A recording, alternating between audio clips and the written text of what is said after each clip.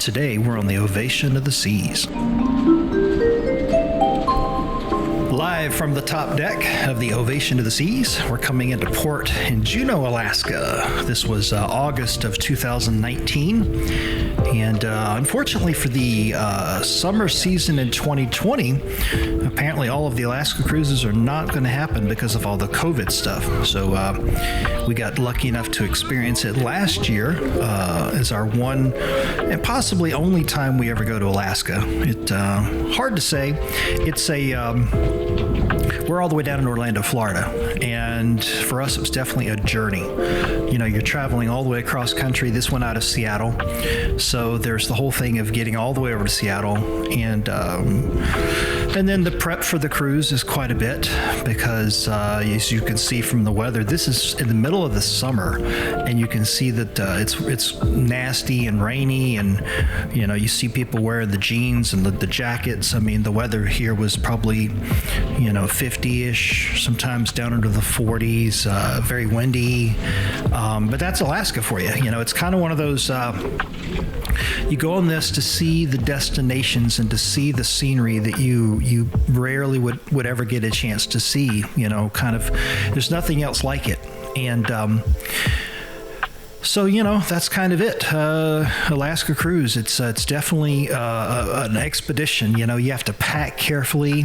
You have to think through like what you're going to do and what types of excursions and what you're going to need. I mean, we brought all kinds of stuff that we had to buy specifically for this cruise, like these special pair of pants that would fit over jeans, you know, to keep them from getting all dirty and wet and stuff when we would go out on excursions. You know, special, you know, like hiking boot type things, you know, gloves, hats, jackets. You know, you got to be able to dress in layers, and you know, there's a whole thing about Alaska. And if you go on YouTube and you search for, you know, sort of packing for an Alaska cruise, you'll find a lot of different videos out there that give you some really good information about it.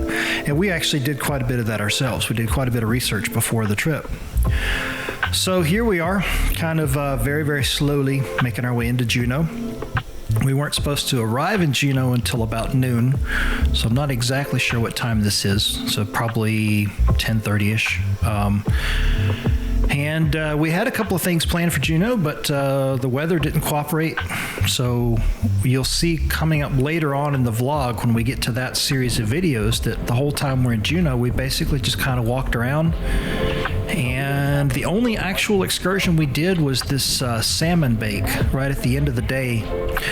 Because we were in port from like noon until about 9 o'clock at night, which was kind of cool. You know, you're there kind of all afternoon and into the evening and a little bit into the night.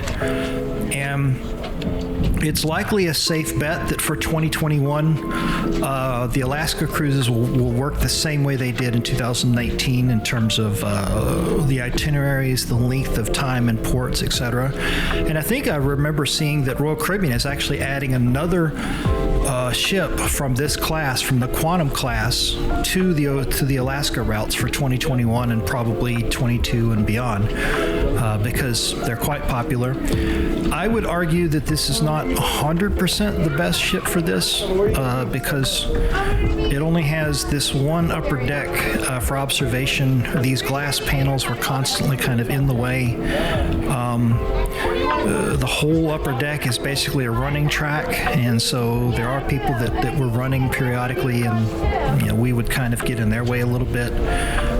It's definitely cool to have the North Star, though, you know, with the arm going up and everything. So pluses and minuses in terms of what this ship offers versus like if they were to bring an Oasis class ship up here, for instance, or one of the other ones, you know, one of the older ships. So, but this seems to be the direction that Royal Caribbean is going. They're going to have the Quantum class ships doing Alaska, and not only the Quantum class. I think there are going to be others, because Alaska you can do a couple of different routes. You can do a 7-night out of Seattle, which is what this is, or you can do 7-night where you go Seattle up to Seward, Alaska, sort of a one-way cruise going north, and you spend a little bit more time on the inside passage, and I think there's like 1 or 2 extra stops. Or you can fly up to Seward and do Seward down to Seattle, and so you're doing the Alaska heading south. So there's a couple of different route options there. And some of the other cruise lines that do Alaska offer similar things, where they'll do round trips out of Seattle, or they'll do one-way, similar to Royal Caribbean, you know, going to and from Seattle and Seward, Alaska. So, and Seward is up close to Anchorage, so apparently you would fly into Anchorage and then just take a quick little shuttle ride or bus trip or something, taxi, Uber, whatever, from Anchorage down to Seward to get to the cruise port. So yeah, just kind of walking around and, you know, taking a look at the scenery here, and we're very slowly making our way into Juneau.